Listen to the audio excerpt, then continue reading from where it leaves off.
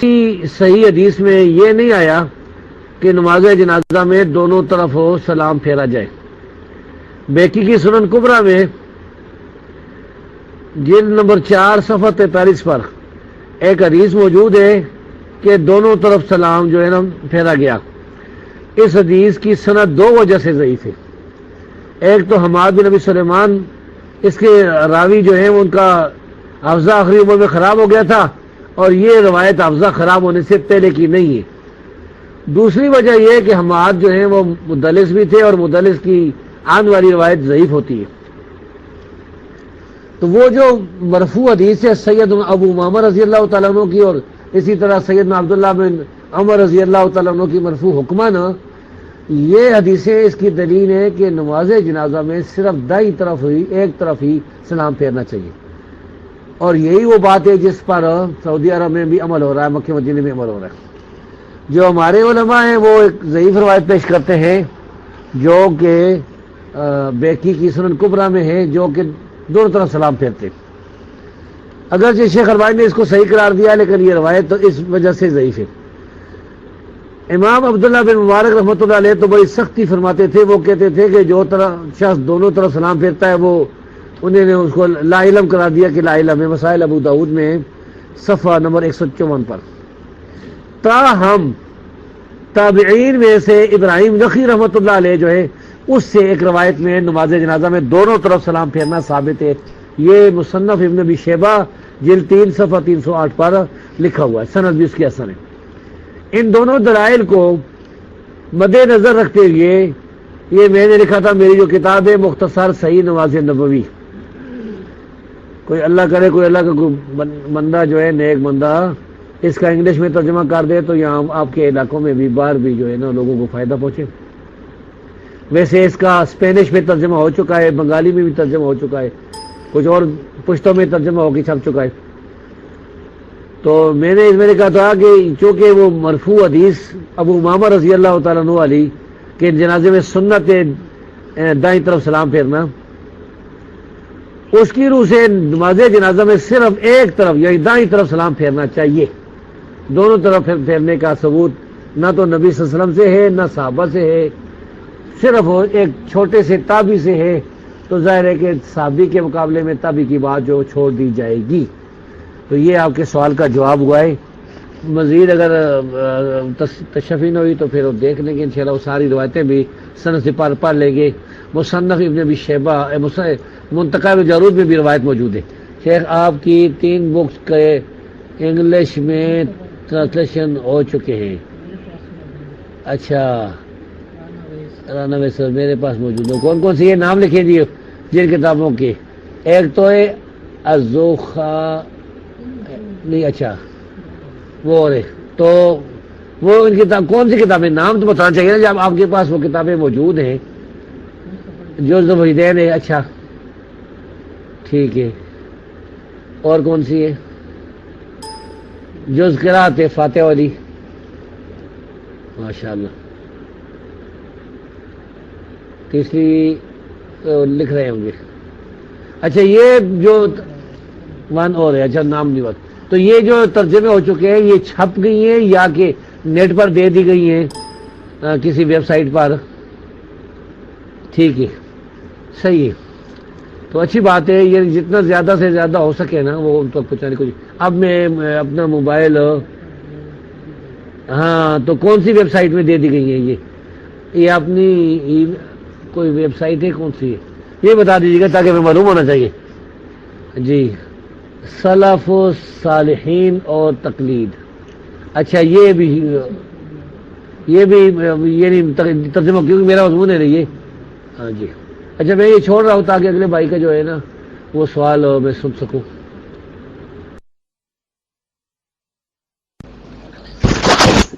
السلام علیکم جی شیخ صاحب، یہ جو وطر میں ہاتھ اٹھا کے ہم دعائے قنوت پڑھتے ہیں تو یہ کسی حدیث میں تو نظر نہیں آئی مجھے، اس بارے میں روشنی ڈالیے کہ یہ کیوں پڑھتے ہیں اور اس کا ثبوت کہاں ہے؟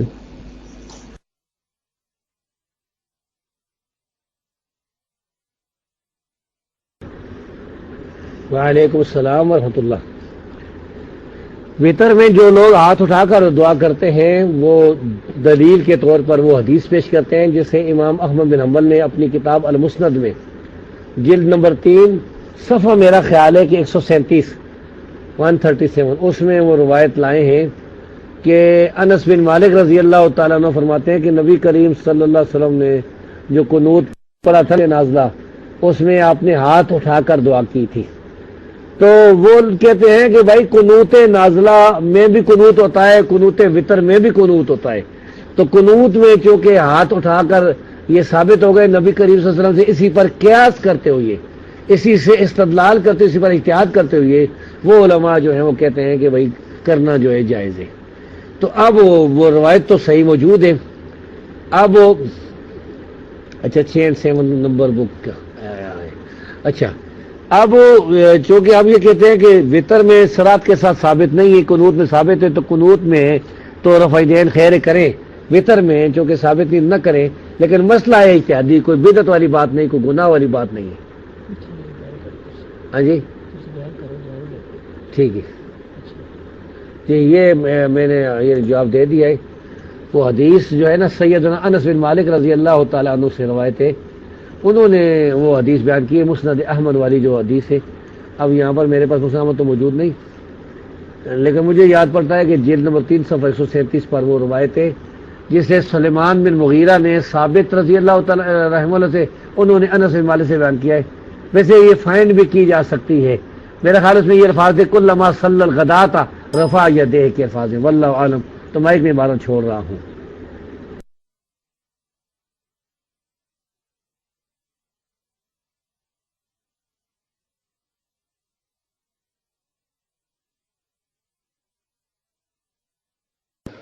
السلام علیکم ورحمۃ اللہ وبرکاتہ. جی یہ معین ابن فیروز بھائی نے جو یہ سوال لکھ دیا شیخ صاحب کے حسن لغیری کیا اصول کی تھوڑی سی وضاحت کیجئے گا. حسن لغیری تو اس کے اصول کی وہ وضاحت چاہتے ہیں آپ سے. اور میں ابھی چونکہ مائک میں نے ہاتھ اٹھایا تھا, رانا بھائی کے لیے بھی انہوں نے بھی سوال پوچھا ہے کہ بدعت کی تعریف فرما دیں تفصیل سے کہ بدعت کیا ہے. جزاکم اللہ خیرا.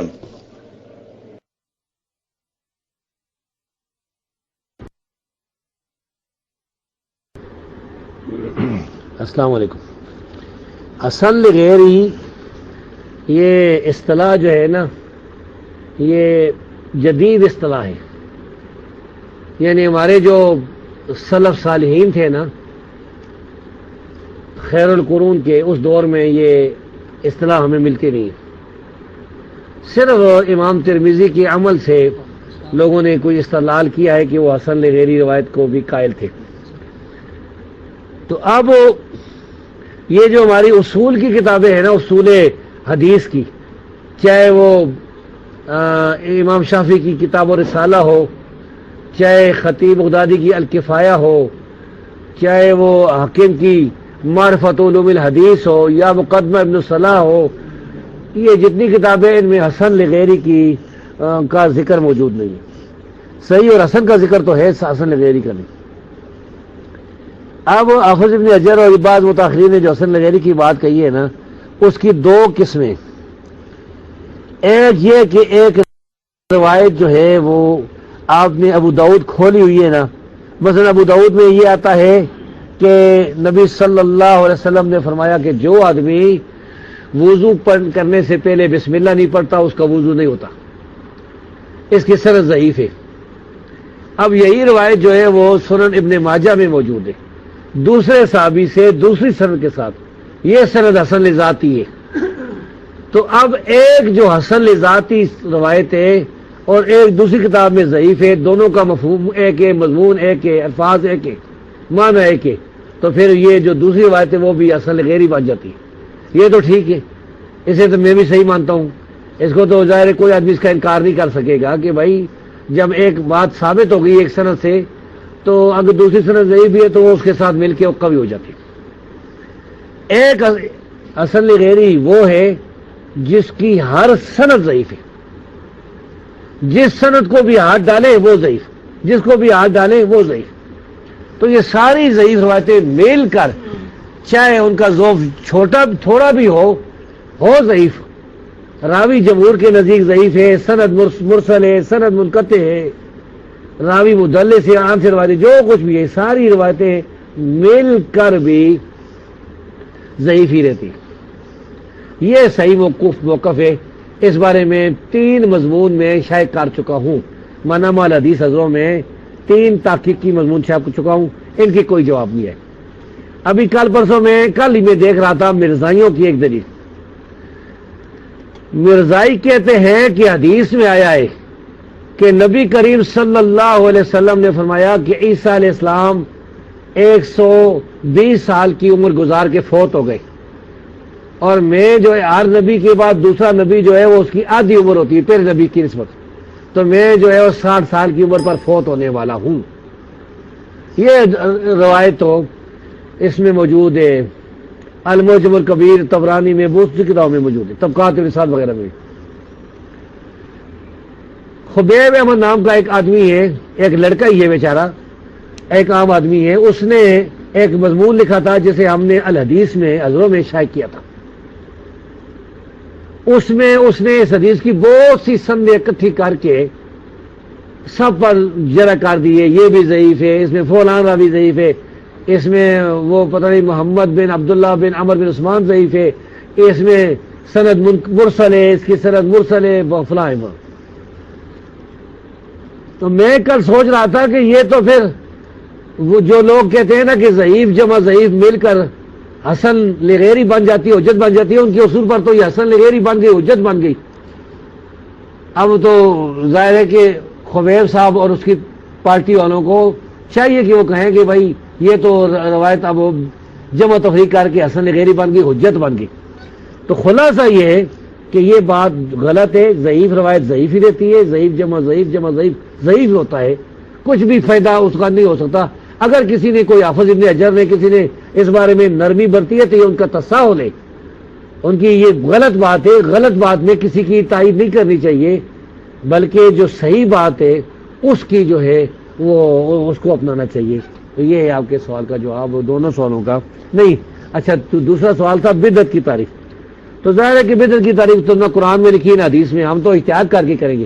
میں ہر اس کام کو بدعت سمجھتا ہوں جس کی دلیل نہ تو قرآن میں ہو، نہ حدیث میں ہو، نہ اجماع میں ہو، اور نہ اجتہاد سے ثابت ہو.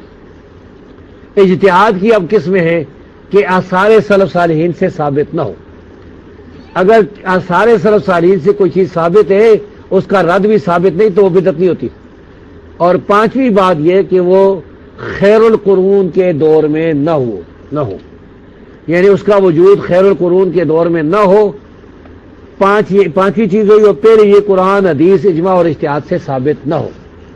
اب اجتہاد کی بات یہ ہے کہ بریلوی دیوبندی جو ہے وہ خود اجتہاد کرنے کے قائل نہیں ہے، وہ تو صرف وہ امام ابو حنیفہ کا اجتہادی حجت سمجھتے ہیں. تو وہ ان کے الفاظ میں جو بات بھی قرآن حدیث اجماع اور امام ابو حنیفہ کے اجتہاد سے ثابت نہیں ہوگی نا، تو وہ بدعت کہلائی جائے گی.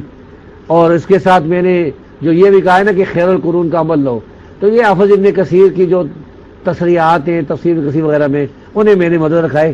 بہرحال یہ اس کی مکمل تعریف ہے کہ بدعت کیا ہے. جو ہر وہ کام بدعت ہے جس کی دلیل میں 5 چیزیں نہیں ہوں گی، نہ قرآن میں اس کی دلیل ہوگی، نہ حدیث میں ہوگی، نہ اجماع میں ہوگی، نہ اجتہاد میں ہوگی، نہ سلف صالحین کے دور میں اس پر عمل کیا ہوگا. اب اس کی مثال میں بتا دوں، مثلا نماز سے پہلے جو ہے الصلاۃ والسلام علیکہ یا رسول اللہ پڑھنا بدعت ہے. اس کا ثبوت نہ قرآن میں ہے، نہ حدیث میں، نہ اجماع سے ثابت ہے، نہ کسی اجتہاد سے ثابت ہے. سلف صالحین کے جتنے بھی بڑے امام گزرے ہیں کسی کی اجتہاد ثابت ہے، نہ خیر القرون میں اس کا کوئی ثبوت ہے. باقی کچھ ایسے کام ہیں مدرسے بنانا یا اور بہت سے کام جو ہے وہ ان کے تو دلائل کا ہے شریعت میں، اس لیے انہیں بدعت نہیں کہا جا سکتا. مائک میں چھوڑ رہا ہوں. السلام علیکم ورحمۃ اللہ وبرکاتہ. آواز آ رہی ہے میری؟ جی شیخ، ابھی جمعہ کے دن میرے ساتھ ایک مسئلہ ہوا ہے، اس کے تعلق سے پوچھنا تھا ذرا. میں نماز پڑھنے کے بعد 2 شخص آئے نماز ہونے کے بعد، اور ان کی جماعت چھوٹ گئی تھی، تو انہوں نے مجھ سے کہا کہ آپ نماز پڑھا دیں مجھے، ہم دونوں کو. تو میں نے ان کی نماز پڑھائی، اور میں نے ان کو ظہر کی نماز پڑھائی تھی. تو نماز ہونے کے بعد کچھ لوگوں نے کہا یار آپ نے یہ چیز غلط کی ہے، ان کو آپ نے جمعہ کی نماز پڑھانی چاہیے تھی، کیونکہ دو شخص اگر جماعت ہو جائے تو وہ جمعہ کی نماز نہیں پڑھیں گے، یہ ظہر کی نماز نہیں پڑھیں گے، جمعہ کی ہی پڑھیں گے، کیونکہ نماز جمعہ کے لیے جماعت شرط ہے۔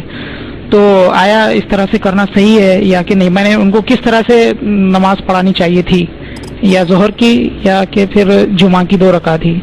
اس کی وضاحت فرما دیجیے۔ السلام علیکم ورحمۃ اللہ وبرکاتہ۔ وعلیکم السلام ورحمۃ اللہ وبرکاتہ۔ یہ آپ کا جو عمل ہے یہ مجھے تو درست معلوم نہیں ہوتا، میرے خیال میں غلط ہے۔ آپ کو جمعہ کی نماز پڑھانی چاہیے تھی، اور جمعہ کی نماز پڑھانے سے پہلے آپ کو مختصر خطبہ دینا چاہیے تھا۔ یعنی آپ ایسا کرتے ہیں نا کہ آپ نے تو چونکہ نماز امام کے پیچھے پڑھ لی نا با جماعت، اب آپ جو ایک دفعہ نماز پڑھا سکتے تھے۔ اگر آپ آپ نے جمعہ اگر پڑھایا ہوتا نا، پھر دوبارہ نہیں پڑھا سکتے تھے۔ امام جو ہے نا 2 دفعہ فرض نماز جو ہے نا وہ نہیں پڑھا سکتا، جس طرح کہ وہ صحیح حدیث ہے کہ لا تصلوا صلاۃ فی یوم مرتين، ایک دن میں ایک نماز 2 دفعہ نہ پڑھو۔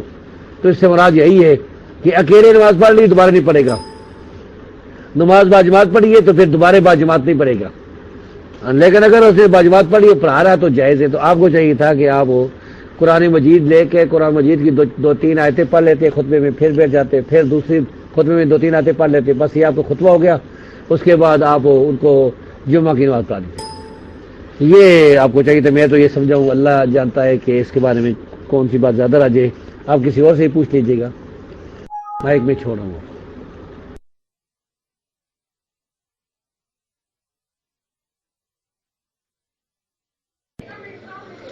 السلام علیکم ورحمۃ اللہ وبرکاتہ۔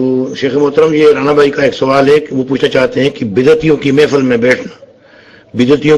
بیٹھنا کیسا ہے، اور بالخصوص جیسے کہ آج کل پال ٹاک کا ماحول ہے، تو یہاں پر اکثر ایسے رومز کھلتے ہیں جہاں پر کہ کھلی جو ہے وہ بیس مباحثے ہوتے ہیں، بالخصوص سیاست کے اوپر۔ تو اس میں بسا اوقات جو ہے وہ غلط زبان بھی چل جاتی ہے، اور یعنی کئی ایسی باتیں ہوتی ہیں جو کہ بلا دلیل کے جو ہے وہ بیان کی جاتی ہیں، اور اخلاق کو بھی بہرحال وہ یعنی نہیں دیکھا جاتا۔ تو کیا ایسی مجالس کے اندر وقت گزارنا، یہ بطور ایک نصیحت کی بھی آپ بتا دیں کہ ہمیں کیا کرنا چاہیے، ہمیں ان مجالس میں جو ہے وہ شامل ہونا چاہیے، اور کیا ان کے ساتھ بیس مباحثہ میں جو ہے حصہ دار بننا چاہیے یا نہیں؟ جزاکم اللہ خیرا۔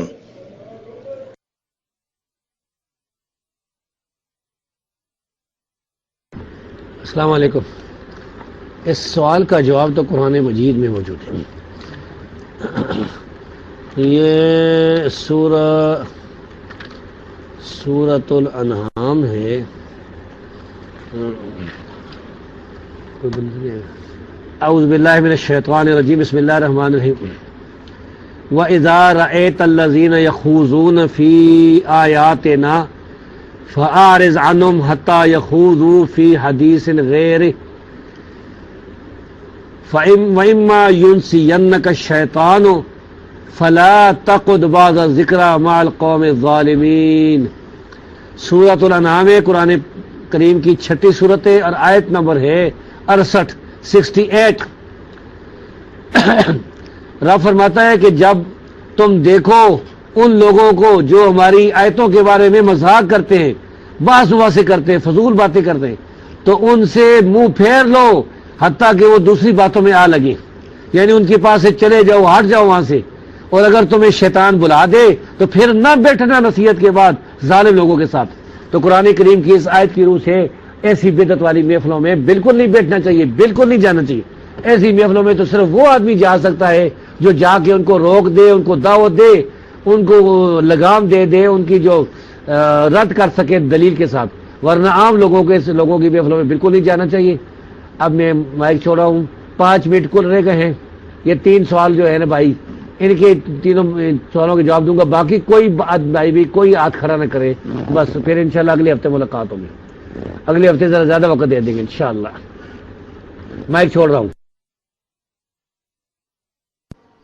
السلام علیکم ورحمۃ اللہ وبرکاتہ۔ امید ہے شیخ خیریت سے ہوں گے۔ شیخ میرا سوال یہ ہے کہ بخاری کے اندر ایک روایت موجود ہے، باب لا یقول، جس کا باب کچھ امام بخاری علیہ رحمہ یوں باندھتے ہیں، باب لا یقول فلان شہید، ٹھیک ہے، اور پھر اس کے حوالے سے حدیث لے کے آتے ہیں کہ ہم کسی کو شہید اپنانا نہیں کہہ سکتے قطعی طور پہ، ٹھیک۔ تو اب میں یہ سوال پوچھنا چاہتا ہوں، آج ہمارے یہاں پہ بہت سے سیاسی رہنما، مذہبی یا کسی بھی معاشی لحاظ سے ہو، اور اگر وہ فوت ہو جائے کسی اپنا ایکسیڈنٹ کی وجہ سے یا کسی اس طرح کے اپنا وجہ سے، تو اس کو شہید کہہ دیا جاتا ہے، تو کیا ایسا کہنا صحیح ہے؟ چاہے وہ مذہبی رہنمائی کیوں نہ ہو، چاہے وہ عقیدے کے لحاظ سے بالکل صحیح پکے معاہد ہی کیوں نہ ہو، تو میرا سوال یہ ہے کہ کیا ہم اسے بھی شہید کہہ سکتے ہیں؟ کیونکہ بخاری کی یہ روایت موجود ہے اس کے، تو شیخ برائے مہربانی اس پہ تھوڑی روشنی ڈالیں۔ السلام علیکم ورحمۃ اللہ وبرکاتہ۔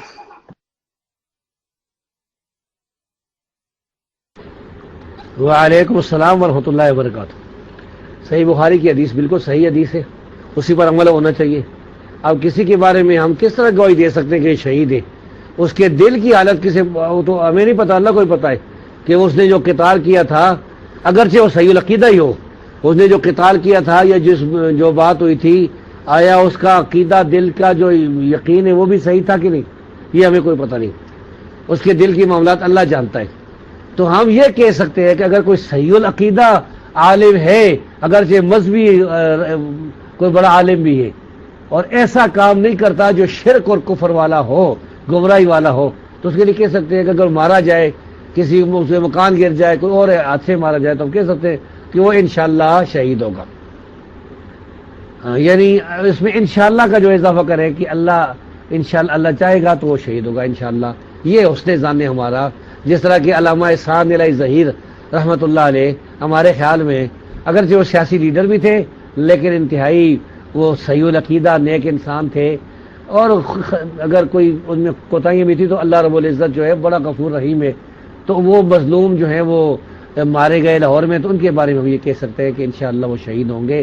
یہی ہمارا حسن ظن ہے، اللہ سے دعا کرتے ہیں کہ اللہ انہیں شہادت نصیب فرمائے، لیکن یقینی طور پر تو نہیں کہہ سکتے کہ وہ فلاں شہید ہے، دل کے حالات تو اللہ ہی جانتا ہے۔ وہ تو ایک یہ نہیں، صحیح بخاری کی یہ دلیل ہی کافی ہے، ورنہ تو اس پر مزید اور بھی بات کی جا سکتی ہے۔ تو میں اسی کو اب اکتفا کر کے چھوڑ رہا ہوں اب دوسرے بھائی کے لیے۔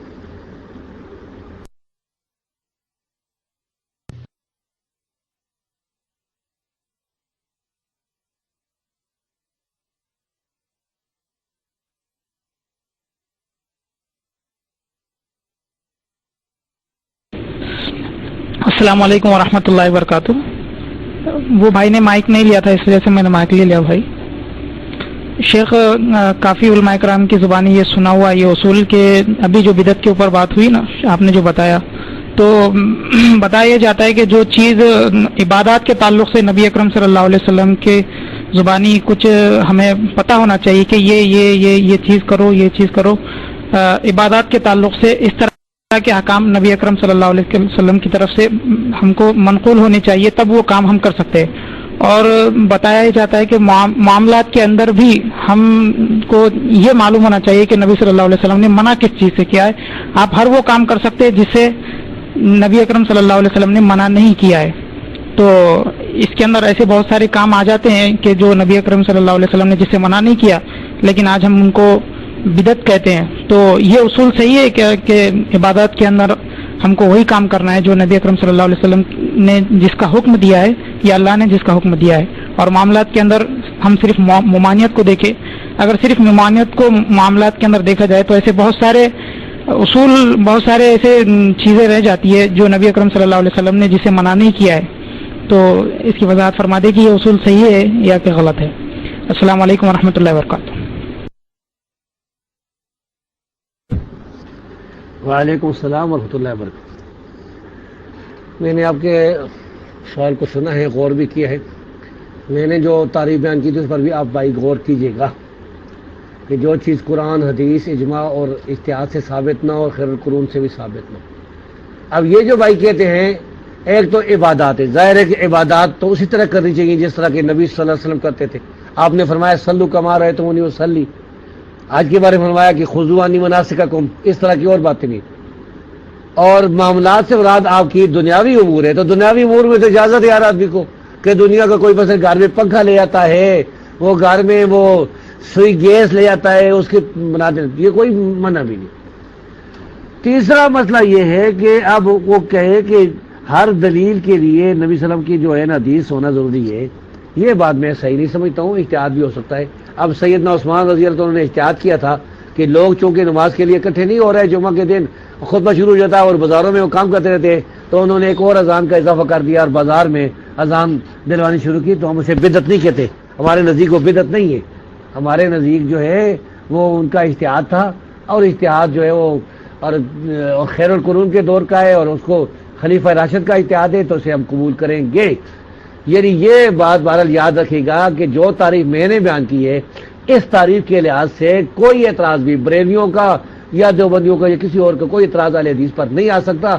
ہمارا کوئی ایسا مسئلہ نہیں ہے جو کہ ہم مسئلہ قرآن حدیث اجماع اور اجتہاد جو ہے نا، سلف صالحین کے اجتہادات جو ہیں یا خیر القرون، اس کو چھوڑ کر ہم کوئی راستہ اختیار نہیں کرتے دین کا۔ دنیاوی معاملات میں تو بالکل ٹھیک ہے، اس میں تو ہر آدمی کو اختیار حاصل ہے کہ وہ جو کرنا چاہے وہ کرے، لیکن دین کے معاملات میں تو بہرحال وہ سب سے پہلے قرآن حدیث ہی دیکھے گا، ادھر نہیں ملا تو پھر اجماع دیکھے گا، ادھر نہیں ملا تو پھر وہ اجتہاد کی طرف آئے گا، آثار کی طرف آئے گا۔